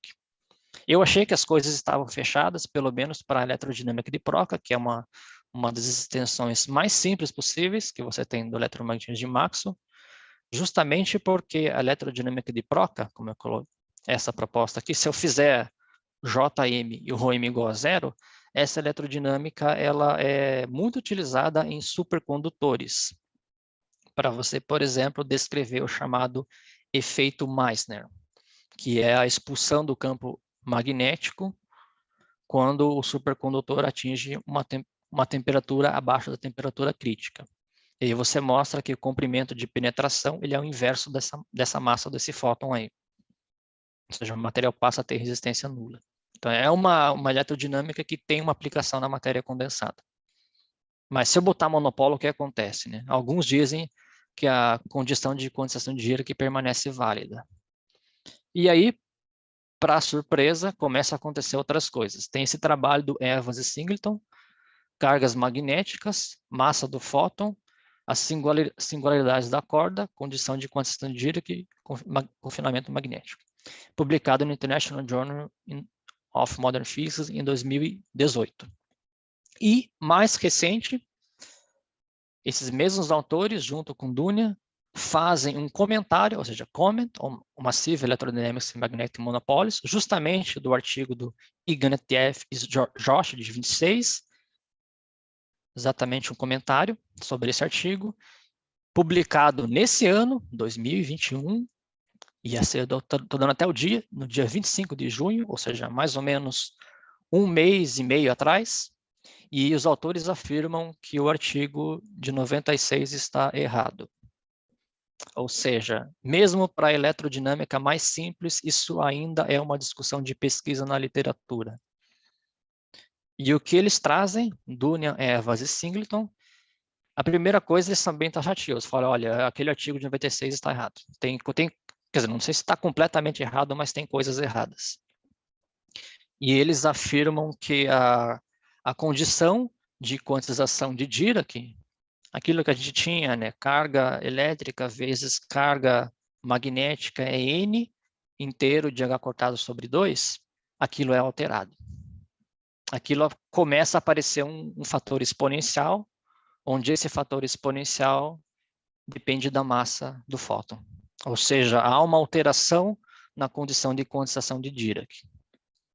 E essa alteração depende da massa do fóton. Claro, se a massa do fóton tender a zero, a gente recupera o conhecido. Mas fica nessa discussão na literatura. Foi um artigo extremamente recente, ou seja, a própria comunidade ainda está mastigando esse artigo, tentando entender as coisas, porque quando você publica um artigo e alguém faz um comentário dizendo, ó, seu artigo está errado, a revista também tem que dar a abertura para você ter a sua resposta. Então, vamos esperar os próximos capítulos aí, se o Ignatieff e Josh concordam ou não concordam com a visão desses três autores. Se eles não concordarem, a revista, vamos dizer assim, vai abrir espaço para um reply. Mas o que eu quero dizer, ó, a gente está trazendo, mesmo para a eletrodinâmica de Procca, o negócio ainda está em aberto, né? O martelo não foi batido ainda. Vamos dizer assim, ainda precisamos amadurecer, sentar com calma, ler os artigos e poder dar uma opinião mais crítica. Isso eu falei apenas para a eletrodinâmica de Procca. E eu coloquei uma observação ali, né? Existem vários outros artigos analisando monopolos magnéticos em outras extensões do eletromagnetismo de Maxwell. Aqui eu não vou citar porque eu provavelmente seria injusto. Tem inúmeras eletrodinâmicas possíveis para estender Maxwell. Mas eu fiz assim, só de Procca eu já estou falando, olha, o martelo não foi batido para Procca ainda. Estamos esperando as cenas dos próximos capítulos. E colocando até um bônus assim nessa questão de extensões do eletromagnetismo, se você for no canal do YouTube do Professor Global, tem algumas palestras do Elael em que ele discute extensões do eletromagnetismo. Tem essas duas aqui no período clássico, tem outras que ele faz com um encontro com a mecânica quântica. O eletromagnetismo agora visto no contexto do modelo padrão, extensões de via não linearidade e outras dimensões, ou seja, o eletromagnetismo em altas dimensões e baixas dimensões. Ou seja, existem muitas propostas de extensões eletromagnetismo de Maxwell. E aí, como que fica o monopolo magnético, como que fica a condição de quantização de Dirac nessas situações? Só para a Procca eu estou mostrando que já tem problemas e ainda a própria literatura ainda não deu um posicionamento final. Foi dado esse trabalho, que eles dizem que resolveram a questão, mas vamos ver se há algum reply. E o segundo contexto, da gente falar de outros cenários, é quando a gente começa a enxergar os monopolos magnéticos no contexto do modelo padrão de física de partículas e suas extensões. Ou seja, agora eu estou vendo que o eletromagnetismo de Maxwell ele está contido numa coisa maior, que é chamada teoria eletofraca. Essa teoria eletofraca está contida em algo maior também, que é o modelo padrão de física de partículas elementares. Esse modelo padrão está sendo testado nos aceleradores. e até o momento está correspondendo bem, pelo menos na maioria dos testes. E aí vem a pergunta, né? O que vem depois do modelo padrão? Vem supersimetria, vem dimensões extras, vem teorias de grande unificação, vem teorias de corda. Esse segundo cenário, de uma certa maneira, ele aparece em alguns artigos que eu citei anteriormente no nível pós-graduação. E alguma dessas coisas, principalmente o monopólio eletrofraco, vai ser discutido na aula número 4 do Felipe, que será a próxima aula. Então, ele vai tocar, assim, ele continua na discussão, como que os monopólos magnéticos aparecem no contexto da pesquisa, ou seja, uma coisa extremamente recente. Fica aqui os meus votos, né, de saúde e motivação para todos.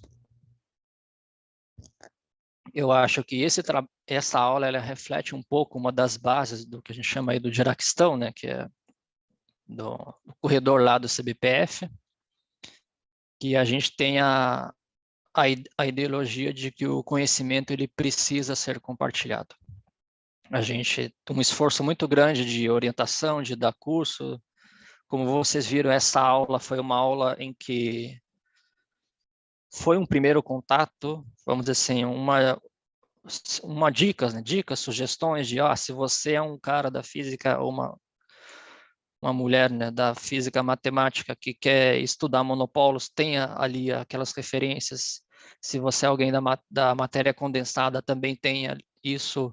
Se você nunca ouviu falar de monopólio magnético, mas ficou simpatizante, né, gostou da ideia e quer ver o negócio no nível elementar, tem também referência. Se você é alguém da parte de fenomenologia de partículas, alguém que está buscando mais a questão da detecção, também tem referências. E assim por diante. A ideia, todo o esforço foi tentar trazer uma primeira dica aí, assim, olha, tem aqui isso, né? Claro, eu sou ser humano, devo ter deixado passar alguma coisa, mas foi o melhor que esse menino conseguiu fazer nesse contexto de pandemia, né? E a outra questão é que esse curso, que ele não seja o final, mas sim o começo de novos estudos em monopólios magnéticos. A gente viu, tem diversos caminhos, você pode ir para diversas direções, tem muita coisa. E olha, são 90 anos, né? O Tiro que publicou o negócio em 31 e 90 anos é uma vida, né? E mesmo assim, em 90 anos, como eu estou mostrando, esse assunto é assunto de pesquisa.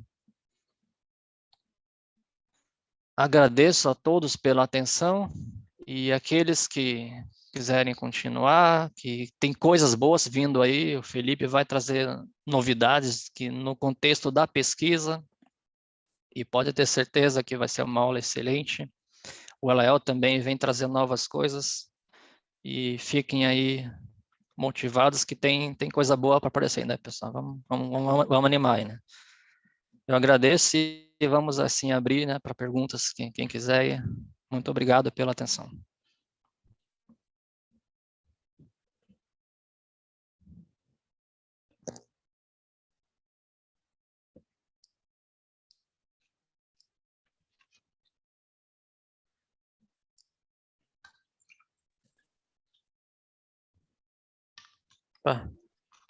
Acho que o Paulo aí tem que autorizar a entrada aí.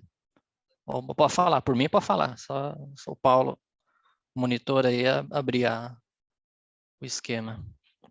Professor, consegue me ouvir? Sim, pode falar aí. Professor, eu sou da matemática e eu fiquei curioso quando o senhor citou o artigo do Atia aí e os trabalhos do Witten, né? E assim, a minha área originalmente é física matemática, mas é topologia algébrica. E eu sempre tenho essa dificuldade, assim, quando você fala de caráter topológico na física, que eu não entendo muito. Você pode comentar alguma coisa sobre isso? O que seria o caráter topológico ou teorias topológicas?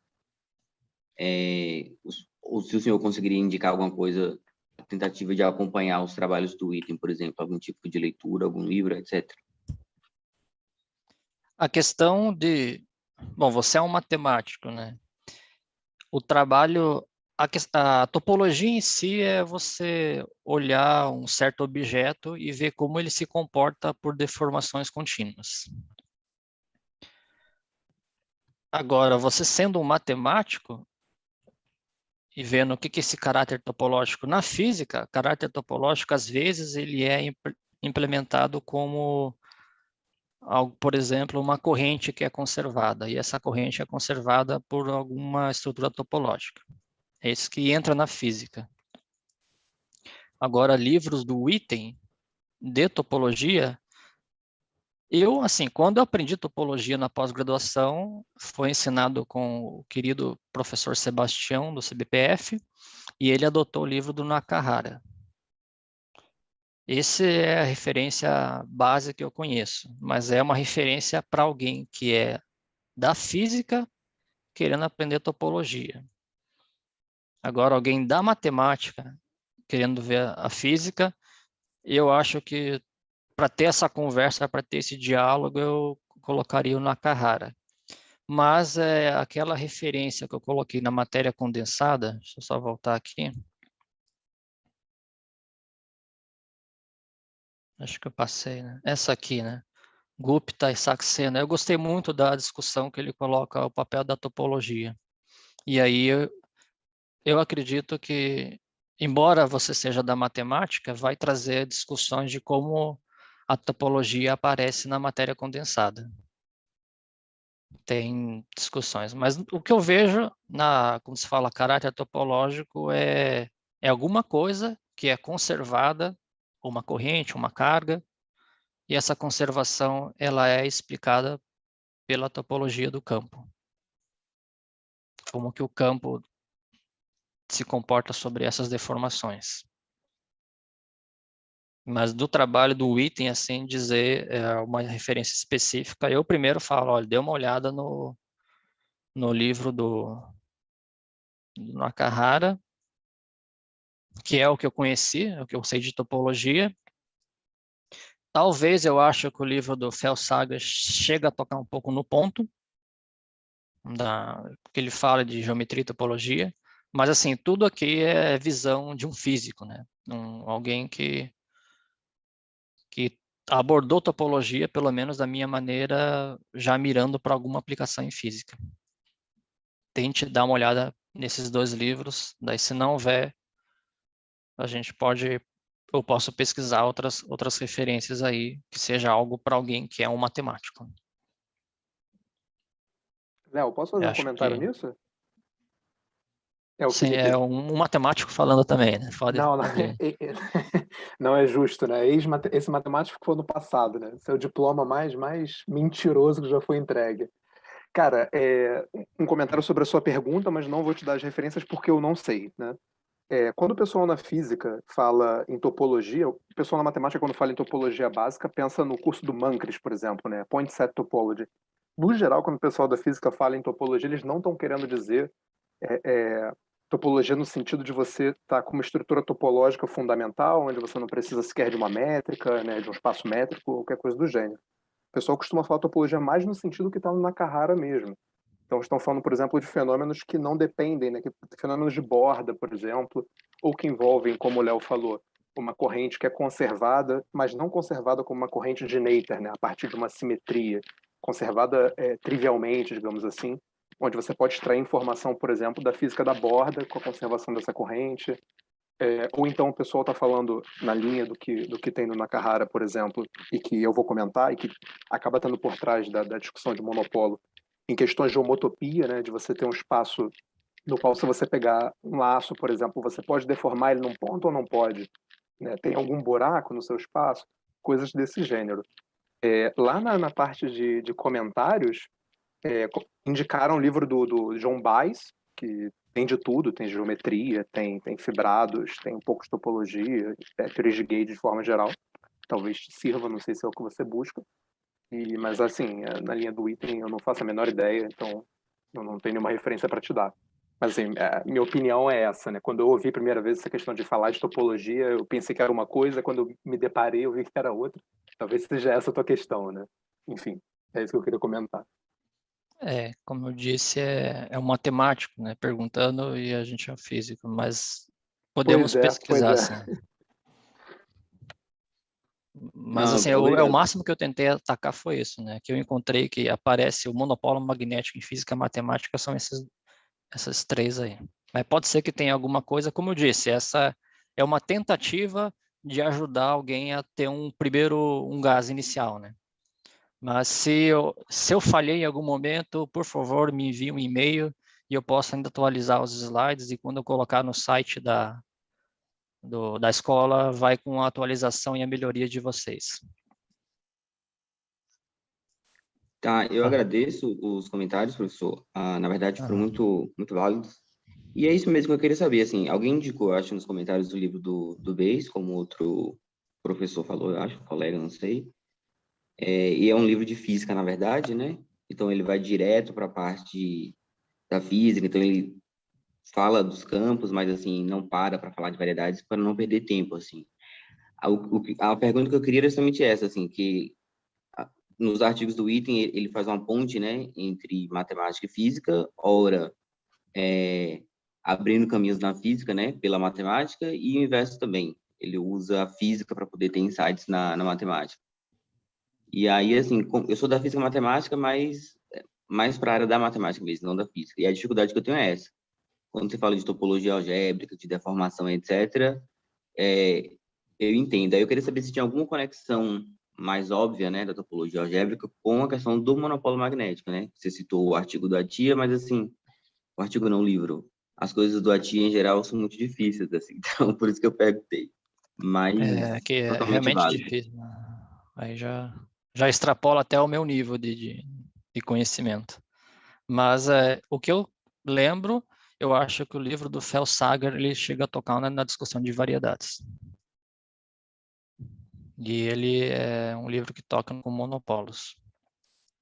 Mas eu acho que o Felipe, ele coloca bem a discussão que eu também não sabia, que a topologia para um matemático talvez seja diferente de topologia para um físico, né? Estamos aí tentando dialogar e definir o que é uma coisa para um, o que é uma coisa para outro. Acho que o Felipe deu uma resposta muito boa, assim, porque ele já, assim, foi um matemático, né? Agora está indo mais para física. Mas eu vou ficar devendo, assim, uma referência. O que eu sei realmente são, pelo menos os monopólios magnéticos são essas três aqui. E o pessoal citou outras referências, mas, assim, é difícil eu acompanhar o chat ao mesmo tempo da aula. Então, eu fiquei meio... No chat, assim, eu fiquei perdido, né? Mas, posteriormente, essas aulas estão sendo gravadas, talvez eu veja ali o que está no site, ou alguém manda e-mail, e a gente pode acrescentar as coisas. Mas obrigado aí pela pergunta, ajudou, né?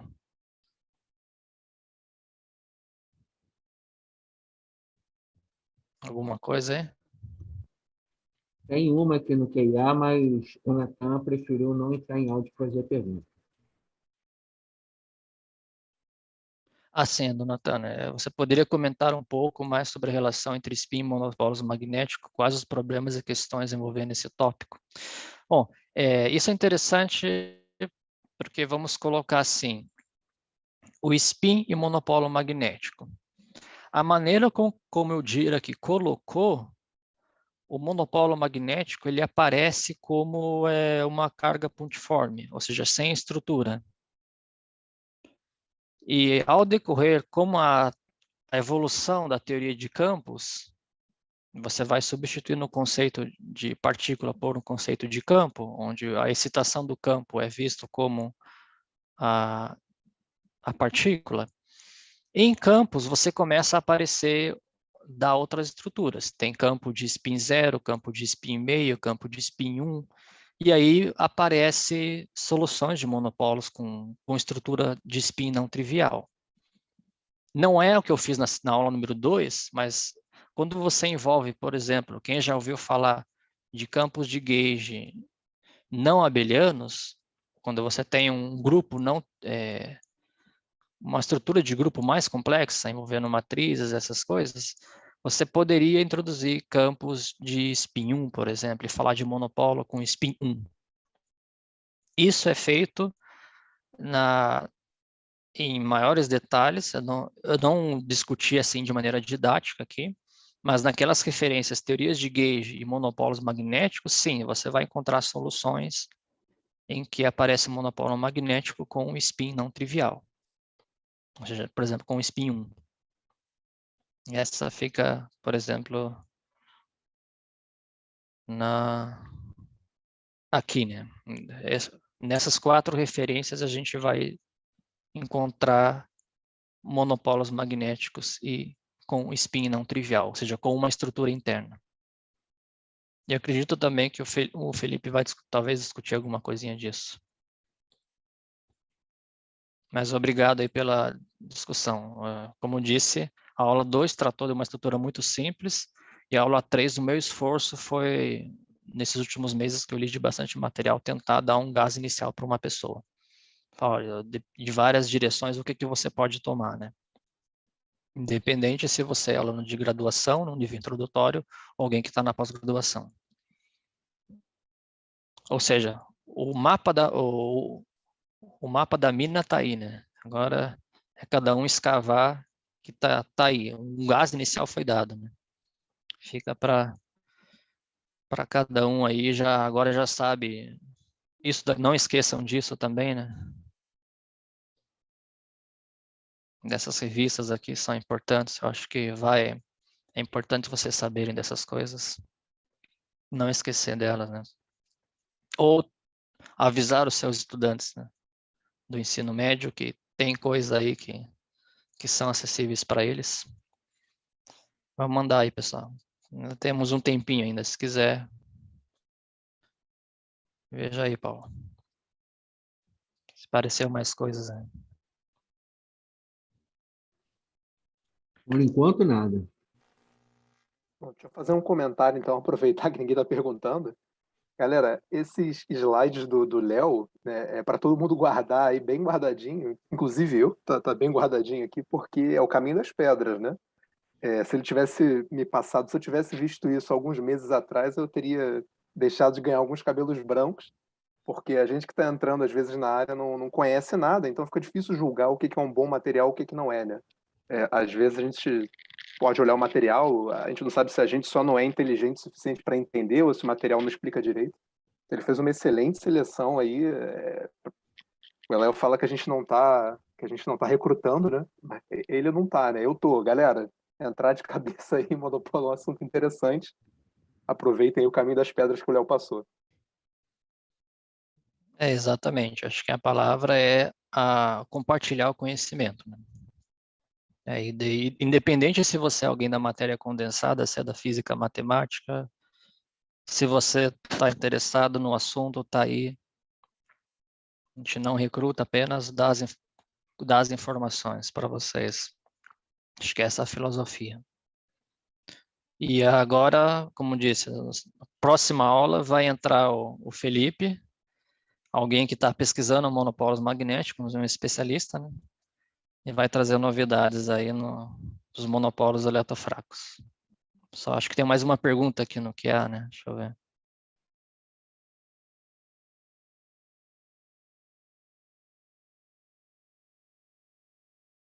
Sim, a questão do Nicolas, que ele comenta um pouco mais sobre as formas diferenciais aparecem em teorias de monopólio. A questão assim, como aparece, eu não sei responder, mas eu sei aonde encontrar, que é as formas diferenciais, está discutida, aparece nessa revisão, nesse palestra do Minhaco.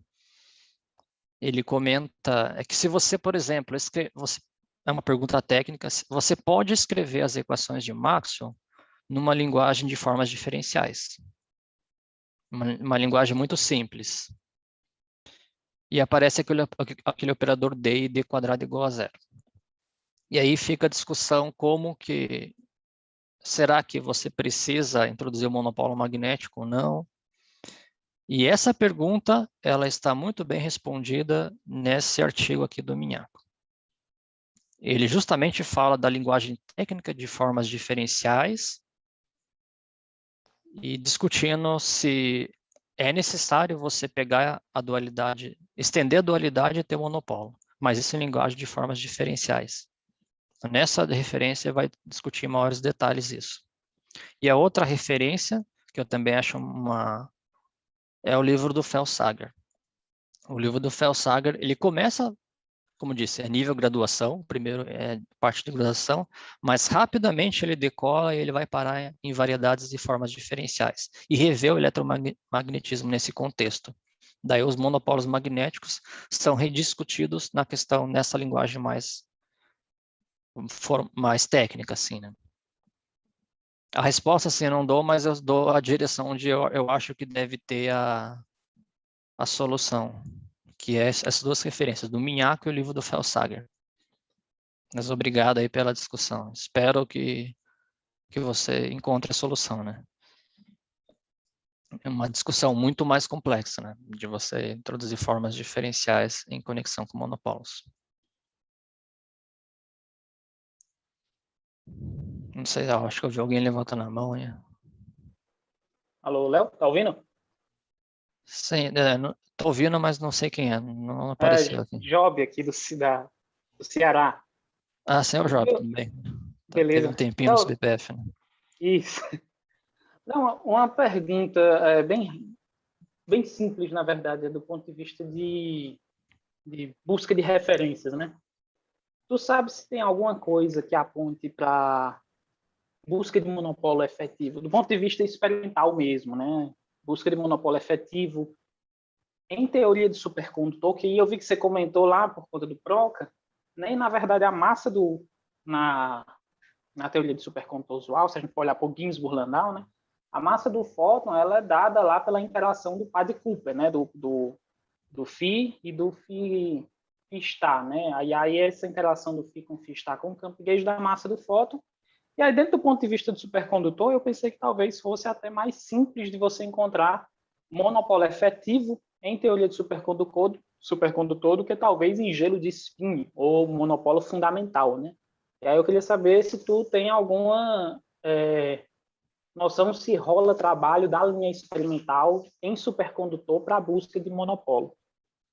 Eu acho que essa pergunta tua é uma excelente pergunta, até de alguém que está pensando na pesquisa. Eu, sinceramente, não sei. E o que eu posso dizer é que a maneira com que você está olhando o Proca, de fato, assim, é a primeira maneira de você olhar a quebra espontânea da simetria, em que você tem o campo escalar e o condensado do campo escalar dá origem à massa do fóton. Aí eu entendo. Agora, essa questão da introdução do monopolo magnético no contexto do supercondutor, eu não tenho contato com isso, eu nunca vi. E eu até tomei um susto, porque eu achava que as coisas estavam fechadas com esse trabalho aqui, mas daí começou a aparecer esses dois, e principalmente esse daqui, já mostrando que vamos dizer assim, inconsistências teóricas quando você coloca eletrodinâmica de Proca e monopolo magnético. Ou seja, aqui nós já estamos falando que tem problemas na teoria. Na própria teoria, vamos dizer assim, está em aberto, né? Então, essa pergunta que você faz é muito sensata e é muito boa até, porque se algumas coisas que ele colocou aqui forem verdades, a gente pode talvez ir para a direção do supercondutor e ver se no supercondutor há alguma simulação de monopólio magnético. Mas ainda a própria comunidade está tentando entender esse artigo aqui, que é muito recente. Vamos esperar se tem algum reply, porque o que ele faz ele coloca a própria condição de quantização de Dirac dependendo da massa do fóton. E muda muitas coisas. E eu não tive assim tempo, porque é extremamente recente, né? 25 de junho. Mas ele faz até um comentário que me assustou um pouquinho, que parece que a corda de Dirac agora ela tem uma outra estrutura, né? Você perde algumas simetrias.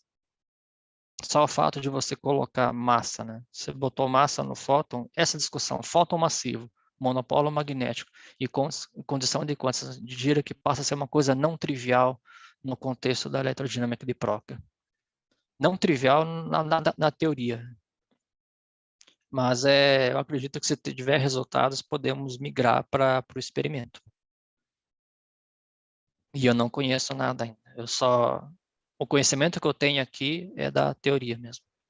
Mas você deu um chute aí que eu acho que pode até se investigar com mais carinho, né? Eu acho que é bom olhar os desdobramentos desse artigo do Dunia, Evans e Singleton e ver se alguém já mirou a discussão dos supercondutores e ver se, por exemplo, em algum supercondutor exótico aí não aparece alguma excitação de monopolo, uma assinatura de monopolo magnético. Uma boa pergunta e que pode até virar artigo, na minha opinião. Mas eu não Obrigado aí, sei. viu? Não, às vezes já tem, às vezes alguém já pensou, né? Vamos ver, né? Então, o artigo é recente também, o cara tem que dar aquela fuçada na rede para ver se acha alguma coisa, né? Aham. Mas assim, a Mas gente obrigado aí, está. Léo. Mas eu que agradeço a pergunta, porque assim, você fez uma pergunta de pesquisa, né? Que pode virar um artigo, na verdade. Se alguém já não fez, você pode fazê-lo, né? Fica aí, muito obrigado. Tamo aí, bora fazer, né? Vamos sobreviver à pandemia primeiro, né? Vamos ver, né? Se sobrevivendo, a gente pensa em fazer coisas, mas a ideia é boa. Realmente tá gravado aí que a ideia foi tua, né? Então, se alguém fizer antes de você, você pode culpar que roubaram a tua ideia, né? É plágio, né? A ideia é tua, né? Vamos ver, só ver se alguém já não fez antes. Mas talvez, olhando as referências do Dune, Evans e Singleton, alguém já comentou alguma coisa, né? Ou nesses chamados, nos supercondutores exóticos. Tem vários tipos de supercondutores. Vamos ver se algum deles apareceu alguma coisa que não está explicando e você poderia explicar com a introdução do monopolo magnético. Boa pergunta. Valeu aí, Job.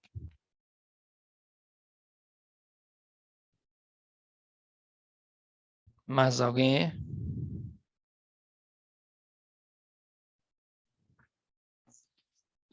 E aí, Paulo? Estamos... Por enquanto, ninguém. No chat... Bom, eu não consegui acompanhar o chat, é difícil acompanhar e ao mesmo tempo dar aula. Então, acho que nós podemos então encerrar. Eu acho que fica aí os meus agradecimentos pela atenção, pelas perguntas, pelos e-mails. Aqueles que tiverem conhecimento de outras referências e quiserem mandar, que eu talvez tenha deixado passar, por gentileza, tem aqui o meu e-mail. Eu posso fazer um slide atualizado, vamos dizer assim, e compartilhar. A minha ideia é colocar os slides no site da escola, que são muitas coisas, às vezes não deu tempo de anotar, então calma, eu vou colocar assim. E eu posso colocar algo mais atualizado se eu receber alguma crítica, alguma indicação de referência, com certeza eu vou anotar. Muito obrigado a todos. Que vem aí o Felipe, que é em ritmo de Olimpíadas, né? Ano de Olimpíadas, eu passo o bastão para o Felipe e para o Lael depois fechar com chave de ouro. Vocês vão ter agora, na aula número 4, alguém que trabalha com monopolos, que faz pesquisa, desenvolvendo sua tese ou parte dela em monopolos, e vai trazer algo mais próximo da pesquisa também. Até mais aí, pessoal. Nos vemos. Quer dizer, não vemos mais, né? Mas fica aí, Felipe e Lael, e tudo de bom para vocês. Até mais. Acho que pode desligar aí, Paulo, fazendo favor.